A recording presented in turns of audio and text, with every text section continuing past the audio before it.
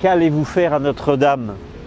Cette question, nous l'avons souvent entendue ces derniers mois et vous êtes nombreux à vous interroger sur les aménagements de la cathédrale. À juste titre, puisque vous faites partie des donateurs qui ont contribué à la sauver. Vous pouvez être tranquille, si d'aventure vous ne l'étiez pas, Notre-Dame ne sera pas du tout dénaturée. Chaque pierre, chaque pilier, chaque vitrail est porteur d'une histoire qu'il ne s'agit pas de réinventer, mais de continuer afin que tous, chrétiens ou non, puissent retrouver une cathédrale belle et vivante. Alors laissez-moi vous donner 4 grands points de repère pour cela. Tout d'abord la reprise du culte, car Notre-Dame reste avant tout un édifice intégralement catholique. Et puis, il faut aussi revoir, deuxième point, l'accueil des fidèles et des visiteurs. Chaque année, 12 millions de personnes pénètrent dans la cathédrale. Je ne sais pas si vous vous rendez compte ce que ça peut représenter, c'est absolument considérable. Et troisième point, le patrimoine artistique a besoin d'être valorisé, sa présentation améliorée.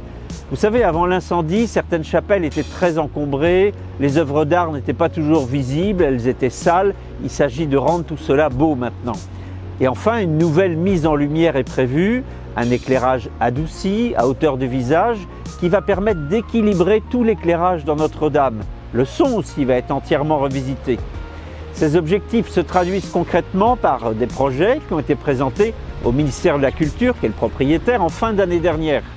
La Commission pour le patrimoine et l'architecture a approuvé dans ses grands principes les aménagements prévus, ce qui est une très bonne nouvelle. Maintenant, votre soutien renouvelé va faire la différence, car ces aménagements ne sont pas pris en charge par la souscription nationale. Aussi, pour aider Notre-Dame à vous accueillir dans de bonnes conditions en 2024, votre contribution est essentielle, à commencer par le remplacement du mobilier détruit par l'incendie. Un nouveau tabernacle, un autel, un baptistère, un ambon et des bancs qui prendront place dans la cathédrale lors de sa réouverture.